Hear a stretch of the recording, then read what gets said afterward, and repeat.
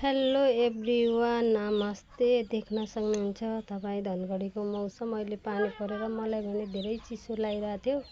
मैले भने मोटो कपडा लगाएको छु, बाबुलाई भने त्यति चिसो लागेन अरे, त्यही भएर बाबुले चाहिँ त्यस्तै कपडा छ। हामीले चिसोमा के खाने भन्ने विचार गऱ्यौँ। अनि ट्याक्क दिमागमा आयो आज चाउमिन खाऊँ त, चाउमिन च्यालेन्ज गरौँ भन्ने भएर हामीले मगायौँ चाउमिन। हेर्न सक्नुहुन्छ म, छोरा र छोरी मिलेर लाग्यौँ चाउमिन च्यालेन्जतिर।